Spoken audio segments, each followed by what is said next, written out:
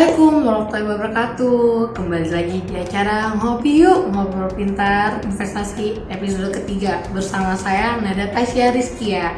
Sebelumnya, karena masih suasana Idul Fitri nih, saya mau mengucapkan selamat Hari Raya Idul Fitri. Mohon maaf lahir dan batin. Nah, episode pertama kita kan sudah membahas nih tentang keuntungan investasi emas di masa pandemi ini, karena investasi emas ini sangat menguntungkan loh untuk jangka panjang. Dan episode kedua kita juga sudah membahas nih seputar antara emas perhiasan atau emas batangan nih, lebih baik mana. Tentu Bapak Ibu sekalian sudah memiliki pilihan yang terbaik ya. Tapi ingat nih, kita dalam memilih emas harus berhati-hati. Jangan sampai Bapak Ibu sekalian membeli emas palsu loh. Seperti yang ada di berita nih, tanggal 4 April 2020 tiga penjual emas palsu di toko emas Nagari Pasar Muara Labu, Kabupaten Solok Selatan, Sumatera Barat diringkus polisi karena mereka menjual emas palsu sebesar 10 juta. Wah, bahaya sekali ya. Bukan hanya di online saja loh yang menjual emas palsu, ternyata di toko emas pun bisa menjual emas palsu. Nah, episode kali ini kita akan mengungkap modus-modus pemalsuan untuk membedakan mana emas palsu dan mana emas asli. Langsung saja kita akan berbincang dengan pakar emas kita, yaitu Bapak Rudi Kurniawan. Beliau adalah penulis buku Kemilau Investasi Emas. Beliau juga salah satu pengajar ilmu menaksir emas di Diklat Penaksir PT Pegadaian Persero dan sekaligus Deputi Bisnis PT Pegadaian Persero Arya Jatiwaringin. Assalamualaikum Bapak, apa kabar? Sehat ya Pak? Waalaikumsalam warahmatullahi wabarakatuh. Kali ini kabar kita baik, akan sehat. membahas tentang waspada emas palsu. Apa sih Pak itu emas palsu sendiri? Dan mengapa Ya, emas palsu bisa marak sampai saat ini? Oke, ya, baik. Siap. Emas palsu ya itu menjadi sebuah keniscayaan, sering sekali terjadi ataupun saya temukan. Saya pernah punya pengalaman yang nggak terlalu nyaman gitu ya ketika berbicara tentang emas palsu. Suatu pagi ketika saya mau berangkat ke kantor, nggak lama kemudian lagi bersiap-siap ada tetangga dekat rumah datang. Ibu-ibu tua lah ya. Dia datang dengan membawa bungkusan terbungkus dengan kain warna merah. Dia datang ke saya kemudian sambil berkata, Pak Rudi kan kerja di Pegadaian, bisa bantu saya nggak? Saya mau gadekan ini, sambil dia menyerahkan bungkusan kantong warna merahnya. Ketika saya buka kantongnya itu ternyata masih dibungkus lagi satu lapis lagi. Saya buka lagi, masih ada satu lapis lagi. Saya buka berikutnya, barulah terlihat ada sebuah gelang. Nah, istri saya yang di belakang melihat dari jauh, wih bagus tuh katanya. Nah, kemudian saya tanya, ini apa Bu, maksudnya gimana? Nah, gitu. Jadi satu gelang dibungkus dengan kain 3 lapis warna merah. Dia cerita, saya sedang perlu uang. Ini emas gelang ini adalah punya orang, punya Pak Anu yang dulu tinggal di belakang rumah katanya. Dulu dia pinjam uang ke saya, kemudian dengan menggadaikan ataupun menjadikan gelang ini sebagai jaminannya. Dia pinjam waktu itu kurang lebih 2 juta katanya. Nah, kemudian dia simpan barang itu. Nah, bapak yang pinjam pindah rumah, nggak ada kabar.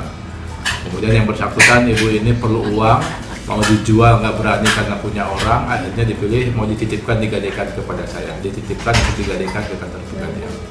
Kemudian ketika saya pegang itu emasnya, memang bagus warnanya, kuningnya bagus gitu kan.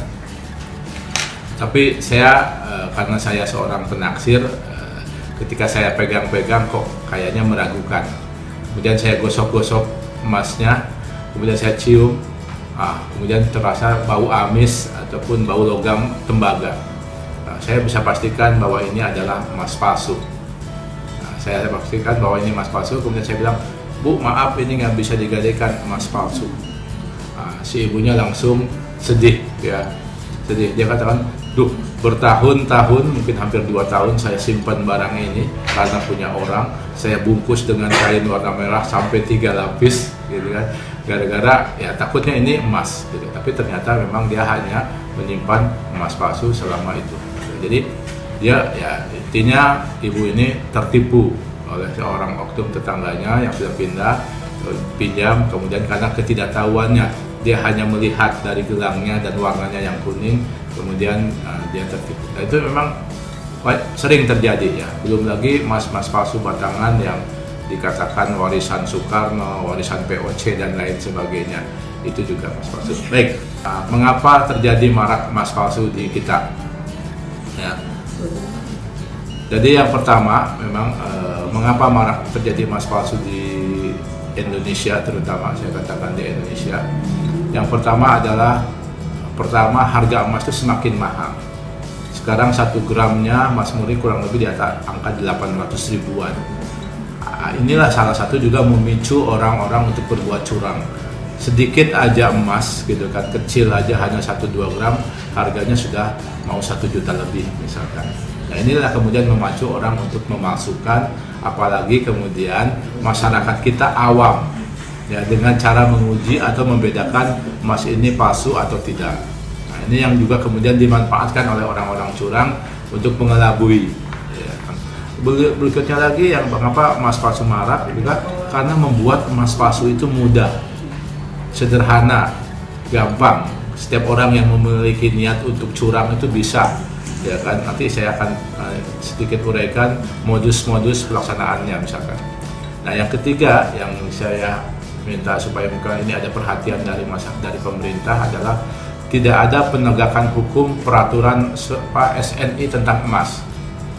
Ya, misalkan kita menggunakan helm ada SNI-nya, maka kalau kita berkendaraan tanpa helm, ya kan, atau pakai helm project itu pasti ditilang, ya karena menggunakan helm tanpa SNI misalkan. Nah untuk emas yang ada SNI-nya itu ketika ada toko penjual yang menjual tanpa mengikuti aturan SNI itu nggak ada penegakan hukumnya. Ya, kan? Makanya kemudian di Indonesia banyak terjadi pemalsuan ataupun yang kalau dari toko emas itu adalah karat yang tidak sesuai dengan aslinya, tidak ada undercarating namanya. Kemudian juga di Indonesia ini tidak ada lembaga penguji emas yang independen ya, yang diharuskan menguji semua emas perhiasan sebelum masuk ke pasar. Nah, jadi memang toko emas bisa membuat emas sendiri, baik itu melalui pengrajinnya atau melalui pabrikan perhiasan, kemudian langsung jual. Itu langsung dari pabrik langsung jual. Nah, di luar negeri, di beberapa negara maju, itu semua emas perhiasan yang dijual di toko emas itu harus masuk dulu lembaga penguji. Diuji dulu, kemudian divalidasi betul tidaknya karat yang diklaim. Misalkan ditulis 750, maka kemudian oleh tim penguji itu dicap betul nggak 750. Kalau betul baru dicap 750 dan baru boleh beredar di pasaran. Nah, di Indonesia tidak ada lembaga tersebut. Jadi sehingga toko emas pesan sendiri ke pabrikan atau ke pengrajinnya, langsung pasang, kemudian ditempelin angka suka-suka aja gitu kan. Ketika mereka mengklaim 750, 22 karat misalkan, itu tidak ada pihak ketiga yang membenarkan bahwa itu cocok atau benar. Nah, masyarakat pun nggak tahu, akhirnya terima beli aja. Nah, itu jadi salah lima mengapa emas palsu marak di Indonesia, karena banyak peluang untuk itu. Itu Pak, mungkin yang pertama. Oh, berarti ini bukan harga mahalnya emas itu tidak menjamin kalau emas itu bisa asli juga ya Pak ya? Ya ternyata emas palsu pun ada harga mahal juga. Iya, karena emas ya, makin mahal, ya orang makin tertarik ya. Karena nanti modusnya itu banyak ya. Kemudian yang jadi emas palsu itu tidak hanya perhiasan, emas batangan pun juga ada yang palsu. Jadi kecuali emas bersertifikat. Tapi kalau pemalsu itu kan dia selain memalsu barangnya, sertifikatnya pun dipalsu.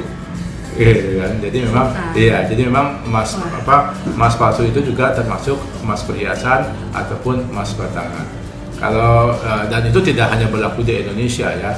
Secara global di dunia internasional pun sering terjadi pemalsuan tersebut. Kalau kita mau cari videonya banyak ya, bertebaran di tempat YouTube itu ada dengan keywordnya fake gold, itu kita bisa melihat dari mulai emas perhiasan sampai emas batangan yang palsu itu seperti apa. Oke Mbak, begitu. Nah, kalau untuk bentuk-bentuk dan modus-modus pemalsuan itu seperti apa aja sih Pak? Kan kita seperti kita kan orang awam ya Pak, belum tahu nih Pak bentuk-bentuknya dan modus-modusnya itu seperti apa sih?